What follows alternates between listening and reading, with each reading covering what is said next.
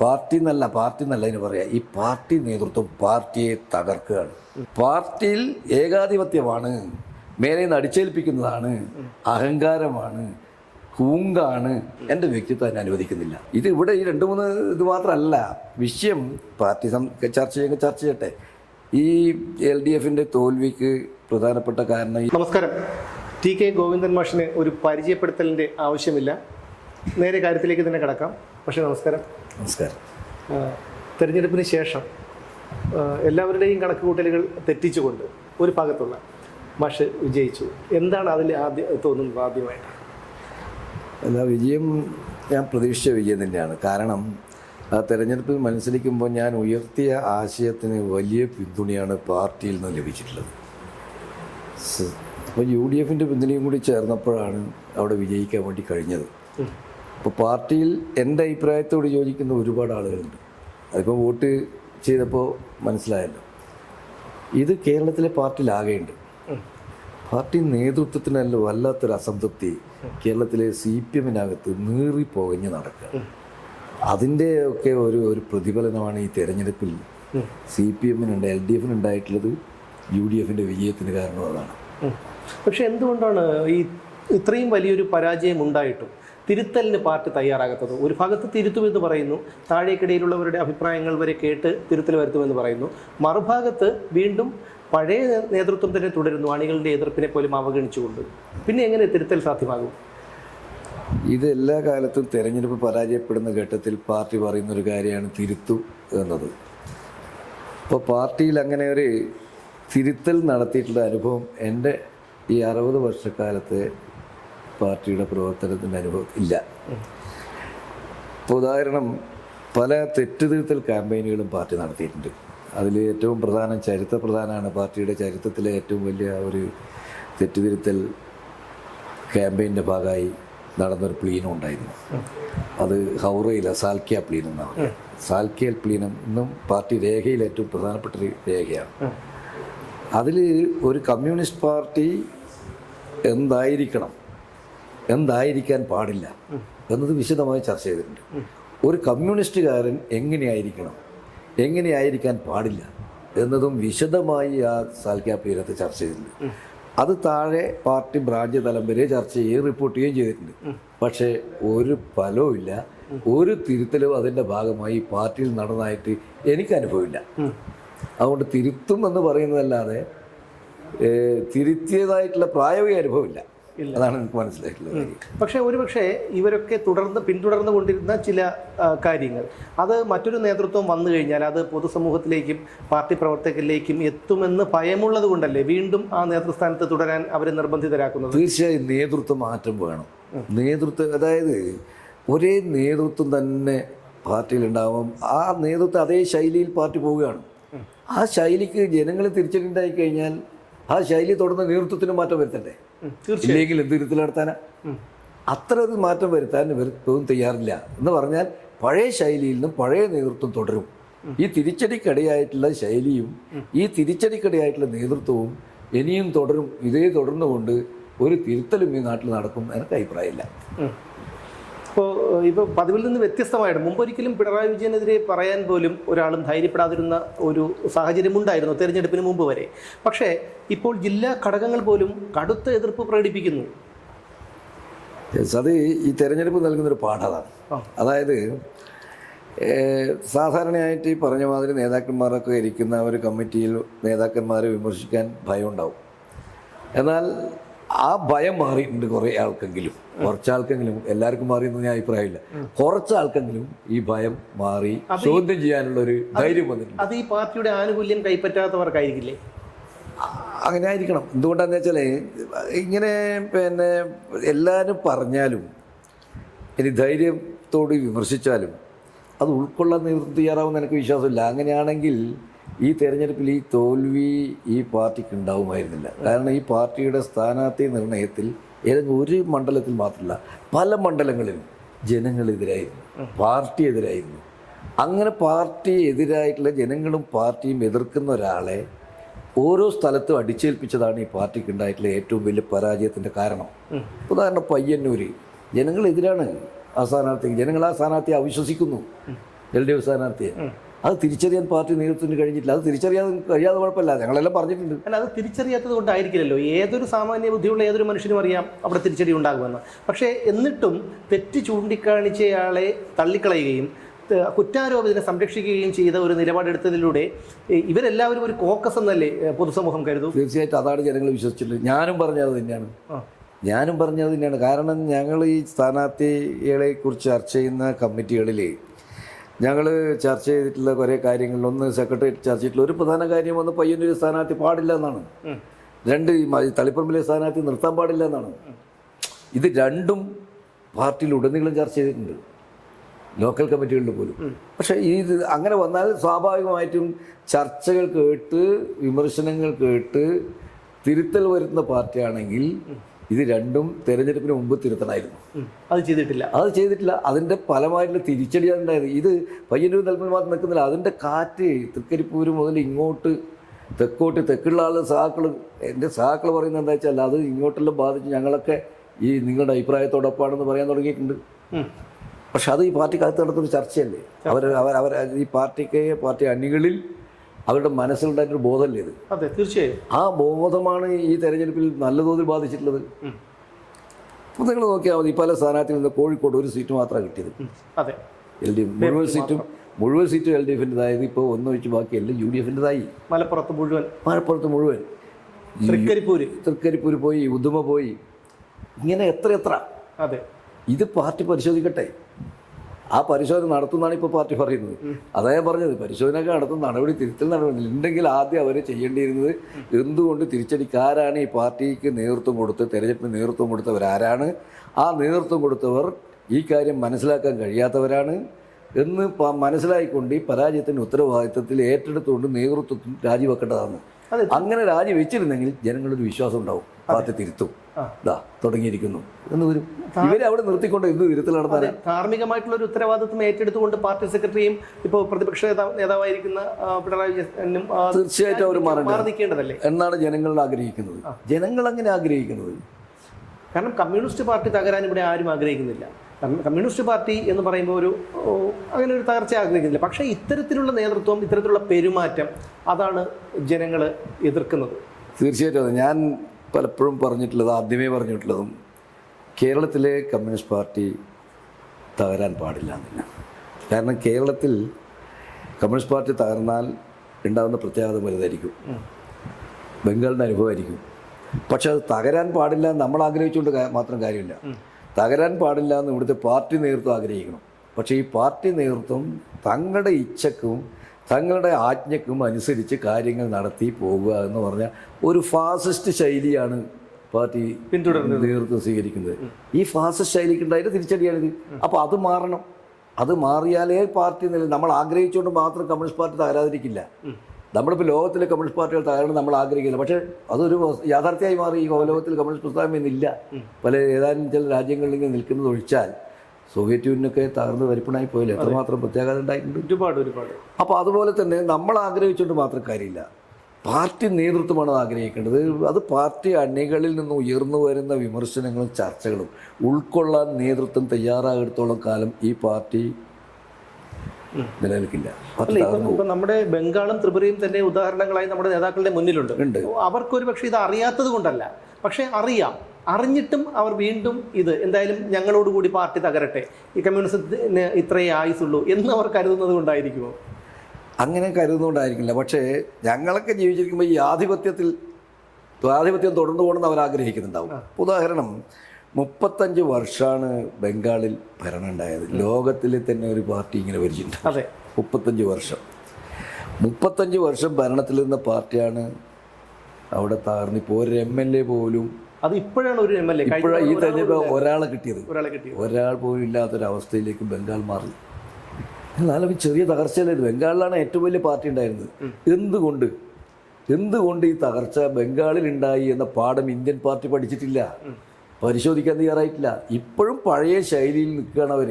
അത് ഒരു വ്യക്തിയിലേക്ക് ചുരുങ്ങിയത് കൊണ്ടല്ലേ, ആ ഒരു വ്യക്തിയിലേക്ക് പാർട്ടിയുടെ നിയന്ത്രണം വന്നതുകൊണ്ടല്ലേ കാരാട്ട് ഉൾപ്പെടെയുള്ള ആൾക്കാർക്ക് ഇത് തിരുത്തണമെന്നുള്ള ഒരു ആഗ്രഹം ഉണ്ടായിരിക്കാം. അല്ല, അത് ഒരു വ്യക്തിയിലേക്ക് ചുരുങ്ങിക്കൊണ്ടാണെന്നല്ല, ഭരണം ദൂഷിപ്പിച്ചു എന്നുള്ളതാണ്. അധികാരം ദൂഷിപ്പിച്ചു. അധികാരമുള്ളപ്പോൾ ചോദ്യം ചെയ്യാൻ അണികൾ തയ്യാറായിട്ടില്ല. അധികാരം ഉപയോഗിച്ച് അവരെ അടക്കി നിർത്തി. അധികാരം പോയപ്പോൾ ചോദ്യം ചെയ്യൽ ആരംഭിച്ചു. അധികാരം പോകാൻ ഇടയായത് എന്തുകൊണ്ടാണ്? പാർട്ടിക്കകത്ത് ജനാധിപത്യം ഇല്ലാത്തതുകൊണ്ടാണ്, ചർച്ചയില്ലാത്തതുകൊണ്ടാണ്, വിമർശനം ഇല്ലാത്തതുകൊണ്ടാണ്. അങ്ങനെയെല്ലാം ഇല്ലാത്ത ഒരു ഘട്ടത്തിൽ അധികാരവും പോയി. അധികാരം പോയതോടുകൂടി പൂർണ്ണമായി പാർട്ടി പോയി. പാർട്ടി പൂർണ്ണമായിട്ടും അധികാരം നഷ്ടപ്പെട്ടു. ബംഗാളിലെ പാർട്ടി പൂർണ്ണമായിട്ടും തകർന്നില്ലേ? ഇപ്പൊ പാർട്ടിയുണ്ട്, സംഘടനയുണ്ട്, പക്ഷെ ജനമുണ്ടോ? ജനങ്ങളില്ല, കൂടെയില്ല. പാർട്ടി നേതാക്കന്മാരുണ്ട് കുറേ, ഇപ്പോഴും നേതാക്കന്മാർക്ക് കുറവൊന്നുമില്ല, പക്ഷെ ജനങ്ങളില്ലല്ലോ. ഈ ജനങ്ങളാണ് പാർട്ടിക്കെതിരെ തിരിഞ്ഞത്. അങ്ങനെ തിരിയാനിടയാതെ എന്തുകൊണ്ടാണ്? ഭരണം ഉപയോഗിച്ചിട്ട് ജനങ്ങളെ അടിച്ചമർത്തി. പാർട്ടിക്കകത്ത് ജനാധിപത്യം കൊടുത്തില്ല. പാർട്ടിയുടെ ഭരണത്തെക്കുറിച്ചും അതിനെക്കുറിച്ചും വിമർശനം അനുവദിച്ചില്ല. ഇതിൻ്റെ ഫലമായിട്ടാണ് ഈ തിരിച്ചടി ഉണ്ടായത്. ഇത് ഇവിടെയും അത് കാണുന്നത് നമ്മളെല്ലാം പറഞ്ഞിട്ടുണ്ട് പാർട്ടിയിൽ. എന്നാൽ ഇവിടെയും ഭരണത്തെക്കുറിച്ചും ചർച്ച ചെയ്യപ്പെട്ടിട്ടില്ല. കുറേ ആൾ ഭരിക്കുന്നു, അവർ ചെയ്യുന്ന കാര്യങ്ങൾ നമ്മൾ കാണുന്നു, കേൾക്കുന്നു, നമ്മളത് ജനങ്ങളോട് പറയുന്നു എന്നതൊഴിച്ച് ജനങ്ങളിൽ നിന്ന് ഉയർന്നു വരുന്ന വിമർശനങ്ങൾ, പാർട്ടി ബ്രാഞ്ചുകളിൽ നിന്ന് ലോക്കലുകളിൽ നിന്ന് ഉയർന്നു വരുന്ന ചർച്ചകൾ, ഇതൊന്നും ഉൾക്കൊള്ളാൻ നേതൃത്വം തയ്യാറായിട്ടില്ല. പിന്നെ ഭരണത്തെക്കുറിച്ച് ഉണ്ടാകുന്ന വിമർശനങ്ങളുണ്ട്, ആ വിമർശനങ്ങൾ കേൾക്കാനും തയ്യാറായിട്ടില്ല. അതിൻ്റെ ഫലമാണ് ഈ തോൽവി. അതെ, തീർച്ചയായിട്ടും അതിൻ്റെ ഫലമായി തോൽവി. അത് ഉൾക്കൊണ്ടിരുന്നെങ്കിൽ അവർക്ക് യഥാസമയം തിരുത്തി മുന്നോട്ട് പോകാൻ കഴിയായിരുന്നു. അത് കഴിഞ്ഞിട്ടില്ല എന്നുള്ളതാണ്. പ്രധാനമായിട്ടും 3 ഇടങ്ങളിലാണ് പാർട്ടിക്ക് വലിയ തിരിച്ചടിയേറ്റത്: അമ്പലപ്പുഴ, പയ്യന്നൂർ, തളിപ്പറമ്പ്. ഈ 3 ഇടങ്ങളിലും പരിഹരിക്കാവുന്ന നിസ്സാര പ്രശ്നങ്ങൾ മാത്രമേ ഉണ്ടായിരുന്നുള്ളൂ. അപ്പോൾ അത് പരിഹരിക്കാതെ അവിടെ തളിപ്പറമ്പിൽ പാർട്ടി സെക്രട്ടറിയുടെ ഭാര്യ മത്സരിക്കുന്നതിൽ മാത്രമാണ് മാഷ് എതിർപ്പ് പ്രകടിപ്പിച്ചത്. അല്ലാതെ മാഷിനെ അവിടെ മത്സരിക്കണമെന്ന് മാഷ് പറഞ്ഞിട്ടില്ല. അതുപോലെ പയ്യന്നൂരിലും കുഞ്ഞികൃഷ്ണേട്ടൻ പറഞ്ഞത് അത് തന്നെയാണ്, TBI മത്സരിക്കാൻ പാടില്ല. ആലപ്പുഴയിലും സ്ഥിതി വ്യത്യസ്തമല്ല. അപ്പോൾ ഇതൊക്കെ നിസ്സാരമായി പരിഹരിക്കാവുന്നതാണെങ്കിലും അതെന്തുകൊണ്ട് അവർ ചെയ്തില്ല എന്നുള്ളതാണ്. നിസ്സാരമായി പരിഹരിക്കാൻ പറ്റുന്ന പ്രശ്നമായിരുന്നത്. ഇത് ഞാനെന്ന് പറയുന്നൊരു വ്യക്തിയല്ല, ഞാൻ എതിർത്തുകൊണ്ട്, ഞാൻ പാർട്ടി തന്നൊരു വ്യക്തിയല്ലല്ലോ. പാർട്ടി ഒരു കൂട്ടായ്മയാണല്ലോ. അതിന് വിവിധ ഘടകങ്ങളുണ്ടല്ലോ. അതൊക്കെ ഘടകങ്ങളിൽ വരുന്ന ചർച്ചകളാണല്ലോ പാർട്ടി തീരുമാനമായി മാറേണ്ടത്. അതുകൊണ്ട് ഞാൻ എന്ന് പറയുന്ന വ്യക്തിയല്ല, ഞാൻ ഉന്നയിച്ച ആശയം പാർട്ടിയിലാകെ ചർച്ച ചെയ്തതാണേ. എൻ്റെ വിഷയം അതാണ്. ഞാൻ ഇവിടെ മത്സരിക്കുന്ന LDFൻ്റെ സ്ഥാനാർത്ഥി ആര് എന്നല്ല എൻ്റെ വിഷയം. ഒരു സ്ഥാനാർത്ഥിയെ ഒരു പാർട്ടി ഘടകവും അംഗീകരിച്ചിട്ടില്ലെങ്കിൽ, പാർട്ടിക്കകത്ത് അല്പമെങ്കിലും ജനാധിപത്യം ഉണ്ടെങ്കിൽ ആ സ്ഥാനാർത്ഥിയെ മാറ്റണ്ടേ? തീർച്ചയായും. അത് മാറ്റിയോ?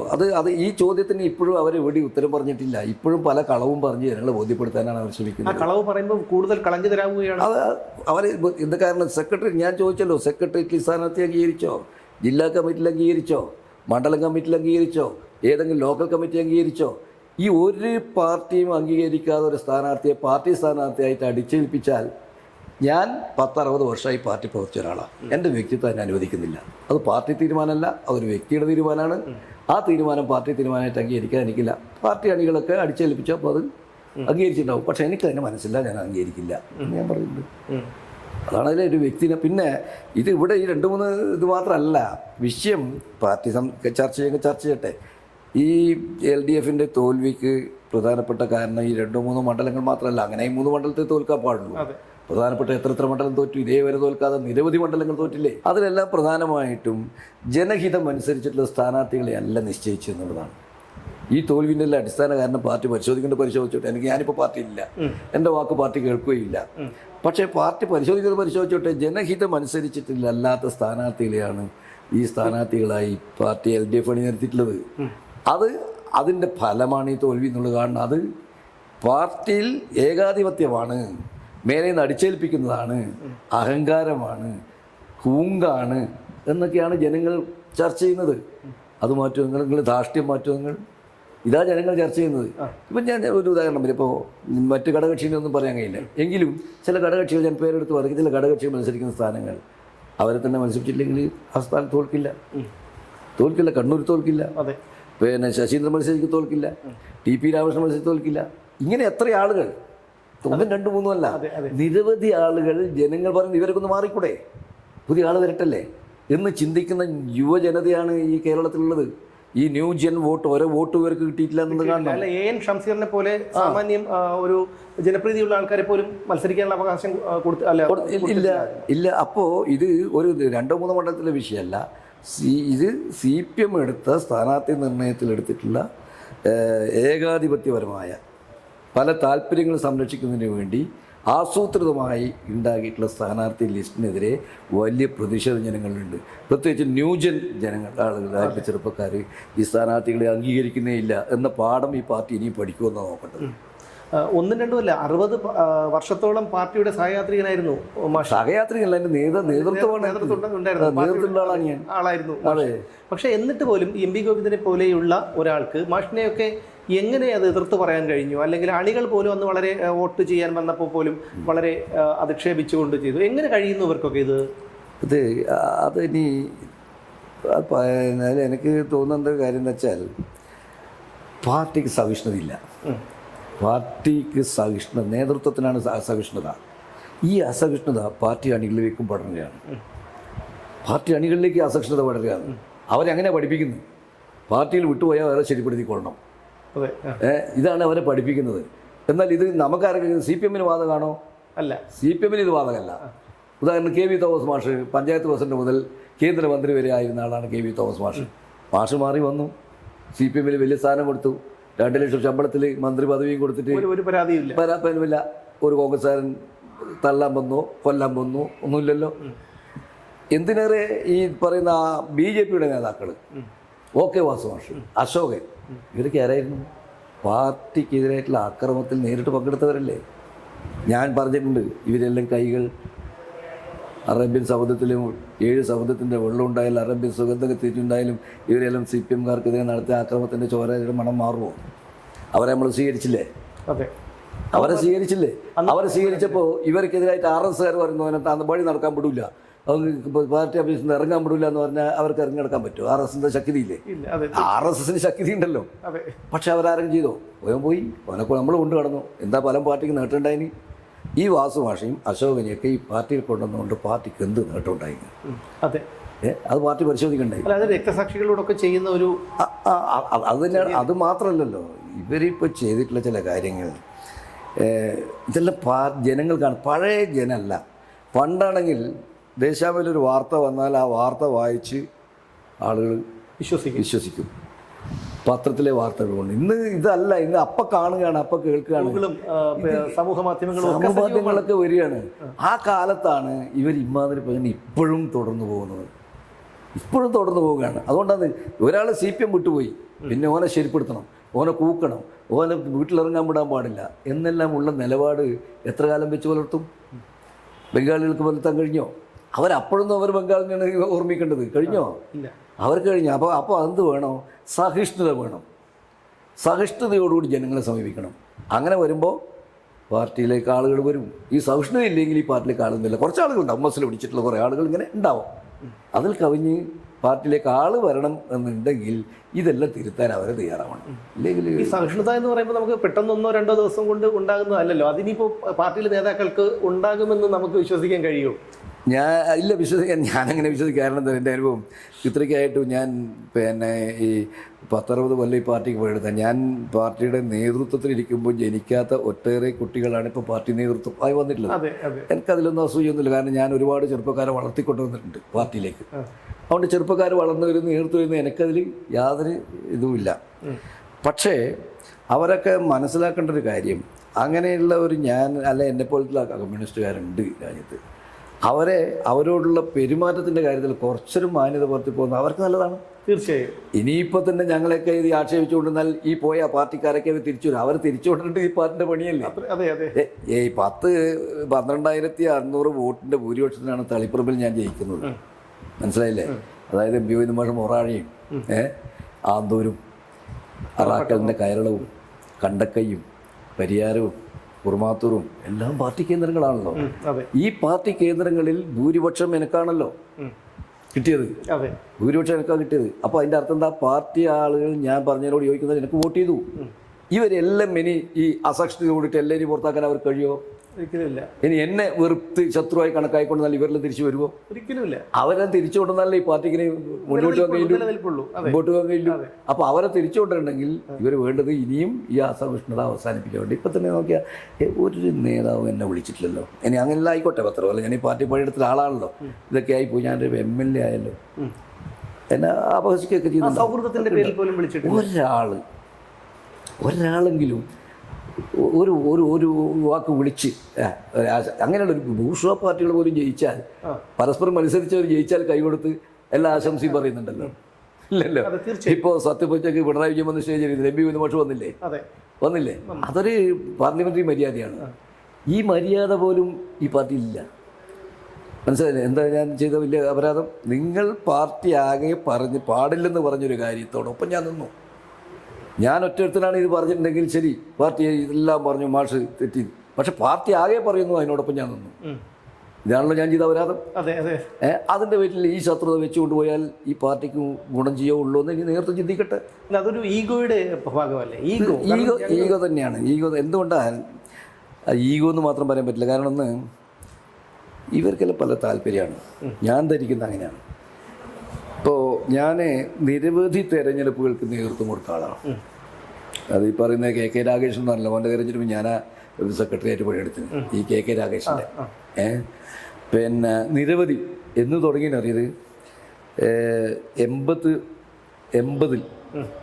ഇരിക്കൂർ മണ്ഡലത്തിൽ കടന്നപ്പള്ളി രാമചന്ദ്രനാണ് LDF സ്ഥാനാർത്ഥി. LDF എന്ന് പറഞ്ഞാൽ അന്ന് ആന്റണി കോൺഗ്രസ് ഇന്ന് പോയിട്ട് വന്നതാണ്.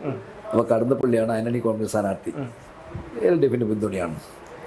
അയാളെ ജയിപ്പിക്കുന്നതിനുള്ള ചുമതല പാർട്ടി എനിക്ക് അതിനടുത്ത പാർട്ടി പ്രവർത്തനത്തിന് അന്ന് കടന്നപ്പള്ളി രാമൻ ജയിച്ചു. വലിയ ക്രൈസിസ് കോൺഗ്രസിനകത്ത് ഉണ്ടായിരുന്നു. പക്ഷേ അതെല്ലാം തരണം ചെയ്ത്, അതിൻ്റെ വിശദാംശം പറയാൻ കഴിയില്ല, അത്രയേറെ തരണം ചെയ്തിട്ടാണ് ഞാൻ കടന്നപ്പള്ളി അവിടെ ജയിക്കും. ഇന്നും കടന്നപ്പള്ളി രാമചന്ദ്രൻ പറയും, പരസ്യമായി പറയും, എന്നെ ആദ്യമായി MLA ആക്കിയത് മാഷാണ്. അദ്ദേഹം വിളിച്ചിരുന്നോ? ഇപ്പോൾ അദ്ദേഹം വിളിച്ചിട്ടില്ല. അദ്ദേഹം വിളിച്ചില്ല. അതാ പറഞ്ഞത്, അയാൾ ആദ്യമായിട്ട് എന്ന് പറഞ്ഞാൽ അയാൾ MLA ആക്കുന്നതിൽ ഒരു വലിയ പങ്ക് വഹിച്ചു എന്ന് പറയാൻ കാരണം എന്താ അറിയോ? അന്ന് CPI എന്ന് പറയുന്നൊരു MLA ഉണ്ടായിരുന്നു. അയാൾക്ക് സീറ്റ് കൊടുത്തില്ല, ഇയാൾക്ക് ആ സീറ്റ് കൊടുത്ത്. സീറ്റ് കൊടുത്തപ്പോൾ വലിയ പണക്കം CPI MP ആർക്ക്. അയാൾ വീട്ടിൽ നിന്ന് ഇറങ്ങിയില്ല, ഇലക്ഷനിൽ പുറത്തിറങ്ങിയില്ല. അപ്പോൾ നമ്മൾ ആലോചിച്ചു, ആര് പോയാൽ അയാളെ ഒന്ന് മയപ്പെടുത്തിരിക്കാൻ വേണ്ടി കഴിയുക. അപ്പോൾ എല്ലാവരും വന്നു. വലിയ മാഷം, ഞാൻ ചെറുതാണ്, ചെറുപ്പക്കാരനാണ്, 70 എന്ന് പറഞ്ഞാൽ ചെറുപ്പക്കാരനാണ്, 10-30 വയസ്സോ മാത്രമേ ഉള്ളൂ എനിക്ക്. അപ്പോൾ എല്ലാവരും കൂടി പറഞ്ഞു, അത് ഗോവിന്ദ മാഷ് പോട്ടെ. എന്നാൽ ഞങ്ങൾ നല്ല അടുപ്പത്തിലാണ്. ഗോവിന്ദ മാഷ് CPI എന്ന പേര് ഞാനും ഒരു ബന്ധുക്കളൊക്കെ എന്നെ അത്ര സ്നേഹത്തിൽ കയറുന്ന ഒരാളാണ്. അപ്പോൾ ഇയാളെ ഇനി വശത്താക്കാൻ ഒറ്റ വഴിയുള്ളൂ എന്ന് പോയി. ഞാൻ പോയിട്ട് ഇയാളെ വീട്ടിൽ പോയി. ഞാൻ പറഞ്ഞു, കോയിനാട്ടാ ഇന്ന പോലെയാണ് തെരഞ്ഞെടുപ്പ് വരണം. അപ്പോൾ പറഞ്ഞാൽ ഊണ് കഴിക്കുന്ന, അപ്പോൾ കുട്ടി ഊണ് കഴിക്ക്. ഞാൻ പറഞ്ഞു, ഞങ്ങൾ ഒന്നിച്ചിരുന്നു ഊണ് കഴിച്ച് എന്നിട്ട് ഇറങ്ങി വണ്ടി വരണം എന്ന് പറഞ്ഞു. ശരി, കുട്ടി അങ്ങനെയാണ് കുട്ടി അങ്ങനെ പറയുന്നുണ്ടെങ്കിൽ ഞാൻ വരാം. ഞാൻ ജീപ്പ് കയറ്റിക്കൊണ്ടുപോയി പയ്യാവൂർ കടന്നപ്പള്ളിൻ്റെ പൊതുയോഗത്ത് പ്രസംഗിപ്പിച്ചു. അന്ന് മുതൽ അയാളുടെ ഫീൽഡിൽ ഇറക്കി. ഈ കോൺഗ്രസ് അത് വലിയ പ്രശ്നം നിൽക്കുകയാണ് ഈ സീറ്റില്ലാത്തതുകൊണ്ട്. എന്ന് പറഞ്ഞാൽ അത്രയൊരു ക്രൈസിസിൽ പോലും ഞാൻ അതിനെ പരിഹരിച്ചിട്ട് കടന്നപ്പള്ളിനെ ജയിപ്പിച്ചെടുത്തു. അതാ നന്ദിയോടെ അയാൾ സ്മരിക്കുന്നു. പക്ഷെ ഇപ്പം വിളിച്ചിട്ടൊന്നുമില്ല, അയാൾ തോറ്റുപോയതുകൊണ്ടായിരിക്കും. അപ്പോൾ അങ്ങനെയുള്ള തെരഞ്ഞെടുപ്പിൻ്റെ പ്രവർത്തനത്തിൻ്റെ അനുഭവം അന്ന് മുതൽ എനിക്കുണ്ട്. നിരവധി ആളുകളെ, നിരവധി ജെയിംസ് മാത്യു, അബ്ദുള്ളക്കുട്ടി, ശ്രീമതി ടീച്ചർ, പാട്യൻ രാജൻ, ഇപ്പം കെ രാഗേഷ്, MB ജയരാജൻ തുടങ്ങിയിട്ടുള്ള മുഴുവൻ ആളുകളുടെയും പ്രവർത്തനത്തിന് ഇരിക്കൂർ മണ്ഡലത്തിൽ സെക്രട്ടറി ഞാനാണ് പ്രവർത്തിച്ചിട്ടുള്ളത്. തളിക്ക് മണ്ഡലം വന്നപ്പോൾ അതിൻ്റെ ചുമതല എനിക്കാണ്. അതുകൊണ്ട് ഇങ്ങനെ ഒരു തെരഞ്ഞെടുപ്പ് കാര്യങ്ങളൊക്കെ വരുമ്പം സ്വാഭാവികമായിട്ടും എന്നെയൊക്കെ ഒന്ന് ചർച്ച ചെയ്ത് പോയാൽ എന്താ കുഴപ്പം? ഇപ്പോൾ പറയുന്നത് എനിക്ക് മാഷക്ക് അധികാരമോഹം വന്നു. ഇത് അധികാരമോഹം. ഇങ്ങനെയൊക്കെ നിങ്ങളാണെങ്കിൽ, നിങ്ങളല്ലെങ്കിൽ നിങ്ങളുടെ ഭാര്യ, ഞാനല്ലെങ്കിൽ എൻ്റെ മോനല്ലെങ്കിൽ എൻ്റെ ഭാര്യ എന്നുള്ള നിലയിലേക്ക് വരുന്നതൊന്നും അധികാരമോഹമല്ല. ഞാൻ ഇത്രയും കാലമായിട്ട് ഈ പാർട്ടിക്ക് പണിയെടുത്ത് ഈ തെരഞ്ഞെടുപ്പ് നടത്തിയിട്ട് ഞാൻ എന്തെങ്കിലും ഒന്ന് പറഞ്ഞു പോയാൽ അത് അധികാരമോഹം എന്ന് പറയുന്ന രീതി ജനംഗീകരിക്കോ? ഇത് അംഗീകരിച്ചില്ല എന്നുള്ള തെളിവല്ലേ ഈ തെരഞ്ഞെടുപ്പ്. എന്നെ അധികാരമോഹി എന്ന് പറഞ്ഞിട്ട് പിന്നെ ജനം അത് അംഗീകരിച്ചില്ലല്ലോ. ഞാൻ പറഞ്ഞതാണ് ശരി എന്നല്ലേ ജനം അംഗീകരിച്ചു. ഇനിയെങ്കിലും അവർ തിരുത്തുമോ എന്നുള്ളത് എനിക്കുള്ള പ്രശ്നമുള്ളൂ. അല്ല, അത് അവരുടെ വില കുറഞ്ഞ ചില പ്രതികാര നടപടികൾ, ഉദാഹരണത്തിന് മാഷിൻ്റെ ഭാര്യയുടെ ചിത്രം ഓഫീസിൽ നിന്ന് നീക്കം ചെയ്തത്, അതൊക്കെ ജനങ്ങളിത് കണ്ടുകൊണ്ടിരിക്കുകയാണെന്നുള്ളൊരു ബോധപൂർവ്വം, ഇതൊക്കെ തീർത്തും ഒരു മൂന്നാംകിട പ്രതികാര ബുദ്ധിയല്ലേ? തീർച്ചയായിട്ടും. അതിൻ്റെ അർത്ഥം ഇനി നാശത്തിലേക്കാണ് ഈ പാർട്ടി പോകുന്നത്. പാർട്ടി എന്നല്ല ഇതിന് പറയാം. ഈ പാർട്ടി നേതൃത്വം പാർട്ടിയെ തകർക്കുകയാണ്. ജനങ്ങളിൽ നിന്ന് പാർട്ടി ഇനി ഒറ്റപ്പെടാൻ വേണ്ടി പോകുന്നു എന്നുള്ളതിൻ്റെ സൂചനകളാണ് അതൊക്കെ, വേറൊന്നല്ല. അതുകൊണ്ട് ഒരു ഗുണവും പാർട്ടിക്കില്ല. മാത്രം ജനങ്ങളിപ്പോൾ ചിന്തിക്കും, ഇതെന്ത് രീതിയാണ്? ഗവൺമെൻറ് മാറി വരും, പഞ്ചായത്ത് ഭരണം മാറി വരും, പഞ്ചായത്ത് പ്രസിഡന്റ് മാറും. ഒരു പ്രസിഡന്റ് മാറുമ്പോൾ അന്നേരം എടുത്ത് കളയുക. വേറെ അങ്ങനെ രീതി ഈ പാർട്ടിയിൽ ഇല്ലല്ലോ. മാത്രമല്ല അതിൽ പ്രസിഡന്റ് എന്ന് പറഞ്ഞ ഭാര്യ മാത്രമേ പാർട്ടി വിട്ടിട്ടില്ല. ഇപ്പോൾ മറ്റെല്ലാവരും അതിലെ മെമ്പർമാരെല്ലാം പാർട്ടിയാണ്. ഇപ്പോൾ അതിലെ വൈസ് പ്രസിഡന്റ് ആയി വരുന്നവർ ലോക്കൽ കമ്മിറ്റി സെക്രട്ടറിയാണ്. അപ്പോൾ അവരുൾപ്പെടെയുള്ളതല്ലേ എടുത്ത് കളഞ്ഞിട്ടുള്ളത്. എന്ത് കാടൻ രീതി എന്നല്ലേ ഇനി പറയാം. അതെ, തീർച്ചയായിട്ടും. ഇത് കഴിഞ്ഞ 2 ദിവസം മുമ്പ് കണ്ണൂരിലുള്ള എൻ്റെ വളരെ അടുത്ത പാർട്ടിയുമായി ബന്ധമുള്ള വളരെ അടുത്ത സുഹൃത്തിൻ്റെ വീട്ടിലൊരു ഒരു പരിപാടിക്ക് കണ്ണൂരിലെ തന്നെ ഒരു CPM-ൻ്റെ മുതിർന്ന നേതാവ് വന്നിരുന്നു. മുതിർന്ന നേതാവ് വെച്ചാൽ വളരെ മുതിർന്ന ഒരു നേതാവ്. അപ്പോൾ ഈ ഒരു കമ്മ്യൂണിസ്റ്റ് കുടുംബം ആയതുകൊണ്ട് തന്നെ അദ്ദേഹത്തിനോട് ചോദിച്ചു, എന്താണ് ഈ കാണിക്കുന്നത്? മാഷ് പറഞ്ഞ കാര്യങ്ങൾ. അപ്പോൾ നിങ്ങളൊരു കാര്യം ചെയ്യൂ, MP ഗോവിന്ദൻ മാഷല്ലേ ഇതിൻ്റെയൊക്കെ കാരണം, പുള്ളി ഒന്ന് മാറ്റിക്കൂടെ എന്ന് പറഞ്ഞപ്പം അദ്ദേഹം പറഞ്ഞ മറുപടി എന്ന് വെച്ചാൽ, ഞങ്ങൾക്കൊന്നും ഒരു വോയിസും ഇല്ല. കാരണം മുതിർന്ന ഒരു നേതാവാണ് പറയുന്നതെന്ന് ഓർക്കണം. നിങ്ങളെല്ലാവരും കൂടി ഒരു പേപ്പറിൽ എഴുതി ഒപ്പിട്ട് കൊണ്ടുവന്ന് നേതൃത്വത്തിന് കൊടുക്കൂ എന്നാണ് അദ്ദേഹം പറഞ്ഞത്. അപ്പോൾ ആ മുതിർന്ന നേതാവ് പോലും അദ്ദേഹത്തിൻ്റെ നിയന്ത്രണത്തിൽ പോലും കാര്യങ്ങൾ പോകാത്തപ്പോൾ ഇത് രണ്ട് വ്യക്തികളിലേക്ക് മാത്രമായി ചുരുങ്ങി എന്നാണ് ഞാൻ മനസ്സിലാക്കുന്നത്. ഞാനും കരുതുന്നത് അങ്ങനെ തന്നെയാണ്. കാരണം എന്തുകൊണ്ടെന്ന് വെച്ചാൽ അതിലൊരു വിഷയം, അതാണ് ഞാൻ നേരത്തെ പറഞ്ഞത്, പാർട്ടിയിൽ ധൈര്യത്തിൽ ചർച്ച ചെയ്യാനും കൂട്ടായ ചർച്ചയിൽ നിന്ന് ഉയർന്നു വരുന്ന ഇതിനനുസരിച്ച് തീരുമാനമെടുക്കാനും പാർട്ടിക്ക് കഴിയുന്നില്ലെങ്കിൽ പാർട്ടി ഇതേ പോക്ക് തന്നെ പോകുക. കാരണം ഇപ്പോൾ പാർട്ടി സംസ്ഥാന സെക്രട്ടറിമാർ ഭയന്ന് വർത്താനം പറയില്ല, ഭയന്ന് വിമർശിക്കില്ല. പിണറായി വിജയനാടി ഇരിക്കുന്നില്ല, ആരും പിണറായി വിജയനെ വിമർശിക്കുമോ? എന്തിന് ഇത്ര ഭയക്കണം? അവർ തുറന്ന അഭിപ്രായം പറയണ്ടേ? അതങ്ങനെയല്ലേ ആ പാർട്ടിയിൽ തെറ്റ് തിരുത്താൻ കഴിയുള്ളൂ. അപ്പോൾ അത് പറയാൻ ഭയമാണ്. ഇപ്പോൾ പാർട്ടി സഖാക്കൾക്ക് തന്നെ മാഷ മാറ്റണം എന്ന് പറയാൻ എത്ര ആൾക്ക് ധൈര്യമുണ്ട്? ഇല്ല, ഒരാൾക്ക് പോലും ഇല്ല, ധൈര്യമില്ലല്ലോ. പറയണ്ടേ, പരസ്യമായി പറയണ്ടേ, ഈ രീതിയിൽ നേതൃത്വം കൊടുത്ത ആൾ പിന്നെ പാർട്ടി സെക്രട്ടറിയാണ്, പാർട്ടി സെക്രട്ടറിക്ക് ഉത്തരവാദിത്തമുണ്ട്, പാർട്ടി സെക്രട്ടറി ഇതിൻ്റെ പേരിൽ രാജിവെക്കണമെന്ന് പാർട്ടിയിൽ ഒന്നുകൂടെ പറിച്ചു വന്നിട്ടുണ്ടെങ്കിൽ അയാൾ രാജിവെക്കണ്ടേ? അല്ല, ഒരു തരത്തിൽ പറഞ്ഞാൽ ഇനി പാർട്ടിയെ നയിക്കേണ്ടതൊക്കെ M സ്വരാജിനെ പോലെയുള്ള ആൾക്കാരാണ്. പക്ഷേ M സ്വരാജിനെ പോലെയുള്ളവർ പോലും പറയുന്നത് ഈ നേതൃത്വം തുടരണമെന്നാണ്. അവർക്ക് സംരക്ഷിക്കാനാണ് നോക്കുന്നത്. അത് ഇങ്ങനെ തുടർന്ന് പോകുന്നു. കുറച്ച് അവരിപ്പം പ്രതീക്ഷ കൊടുക്കുകയാണല്ലോ. ഇപ്പോൾ ഇന്നലെ പിണറായി പിന്നെ എൻ്റെ നാട്ടിൽ വന്ന് പ്രസംഗിച്ചിട്ടുണ്ട്. ഇന്ന് പരാജയമൊന്നും ഇതല്ല, എല്ലാം നമ്മൾ വിജയിച്ചു മുന്നേറും. അല്ല, അത് മാത്രമേ ഇന്നലത്തെ പ്രസംഗത്തിലും അദ്ദേഹം വെല്ലുവിളിയുടെ ഭീഷണിയുടെ ഒരു സ്വരമാണ് അദ്ദേഹം ഉപയോഗിച്ചത്. അല്ല, അതൊരു പ്രതീക്ഷ നൽകുകയാണെങ്കിൽ ഈ പാർട്ടി തിരിച്ചു വരും. പ്രതീക്ഷ കൊടുക്കുന്നതിനൊന്നും തെറ്റില്ല, പക്ഷെ പ്രതീക്ഷക്കനുസരിച്ച് പാർട്ടി ഉയരണ്ടേ? വെറുതെ വാക്ക് പ്രതീക്ഷ കൊടുത്താൽ മതിയോ? ആ ജനങ്ങളിൽ ഇപ്പോൾ ഇങ്ങനെ രൂഢമൂലമായിട്ടുള്ള ആശയമുണ്ട്, അത് തിരുത്താൻ നിങ്ങളാവുമോ? ജനങ്ങളെ വിശ്വാസത്തിലെടുക്കാൻ നിങ്ങൾക്ക് എന്ത് ചെയ്യാൻ കഴിയും? അതെ, അല്ലാണ്ടെങ്കിൽ നിങ്ങൾക്ക് മുമ്പോട്ട് പോകാൻ കഴിയില്ല. വെറുതെ ഇനി ഇത് പറഞ്ഞുകൊണ്ടൊന്നും ഭീഷണിപ്പെടുത്തിക്കൊണ്ടൊന്നും കുറച്ചാളൊക്കെ കൂടെ നിർത്താൻ കഴിയും. അതിൽ ബാങ്കുണ്ട്, പഞ്ചായത്തുണ്ട് എന്നെല്ലാം പറഞ്ഞ് കുറച്ചാളൊക്കെ കൂടെ നിർത്താൻ കഴിയും. പക്ഷെ ജനം ഇവിടെ അല്ലാതെ ഇനി മനസ്സിലാക്കാൻ ഈ നേതൃത്വത്തിന് കഴിയുന്നില്ലെങ്കിൽ വിവിധം വർഷം കുറച്ച് ആളുകൾക്ക് ഉണ്ടാവും, പക്ഷേ ജനം ഉണ്ടാവില്ല. മാഷ് എന്തായാലും പാർട്ടിയിൽ നിന്ന് പുറത്തു വന്ന സ്ഥിതിക്ക് കുറച്ച് കാര്യങ്ങൾ എനിക്ക് അറിയണമെന്നുണ്ട്. അതായത് ആന്തൂരിലെ സാജൻ്റെ വധവുമായി ബന്ധപ്പെട്ട്, ഒരു മരണവുമായി ബന്ധപ്പെട്ട് അന്ന് ഓഫീസിൽ നിന്ന് പല രേഖകളും മാറ്റിയതായിട്ട് മാഷ് പറഞ്ഞിരുന്നു. അതിനു മുമ്പ് തന്നെ ഈ ജനങ്ങൾക്കൊക്കെ അറിയാം. കാരണം സാജനെ അടക്കം ചെയ്ത മണ്ണ് ഉണങ്ങുന്നതിന് മുമ്പ് തന്നെ സാജൻ്റെ മരണകാരണം ഭാര്യയുടെ അവിഹിതമാണെന്ന് പാർട്ടി പത്രത്തിൽ എഴുതി. അപ്പോൾ അന്ന് അതേക്കുറിച്ച് മാഷിന് എന്താണ്? കാരണം പല രേഖകളും അവിടെ നിന്ന് മാറ്റിയെന്ന് പറയുന്നു. എന്തായിരുന്നു മാഷിൻ്റെ ഒരു അന്ന്? അതായത് കടുത്ത കോൺഗ്രസ് വിരോധം മാറ്റി CPM വിരോധം മാറ്റി കോൺഗ്രസും ഒരു രാഷ്ട്രീയ നിലപാട് സ്വീകരിക്കുന്നില്ലെങ്കിൽ കേരളത്തിൽ BJP ഇന്ന് ബംഗാളിലെ പോലെ അധികാരത്തിൽ വരും. വലിയ സംസ്ഥാന സെക്രട്ടറിയുടെ നേതാക്കന്മാരുടെ ഭാര്യമാരായാൽ മക്കളായാൽ എന്തുമാവാം. പ്രതി ആരാ? പ്രതി പാർട്ടി സംസ്ഥാന സെക്രട്ടേറിയറ്റിലേ ഉള്ളൂ പോയെന്ന് മാഷ്. സംസ്ഥാന സെക്രട്ടേറിയറ്റ് മെമ്പറുടെ ഭാര്യയാണ് പ്രതി. ആരാ ഒഴിവാക്കുക? പാർട്ടി സംസ്ഥാന സെക്രട്ടറി നേരിട്ട് പങ്കെടുത്ത് ഫ്രാക്ഷനിൽ പങ്കെടുത്തിട്ടാണ് ഒഴിവാക്കണമെന്ന് പറയുന്നത്. എന്നിട്ട് ആ സ്ഥാനത്തേക്ക് ആര് വരുന്നത്? അദ്ദേഹത്തിൻ്റെ ഭാര്യ വരുന്നത്, PK ശ്യാമള ശ്യാമള വരുന്നത്.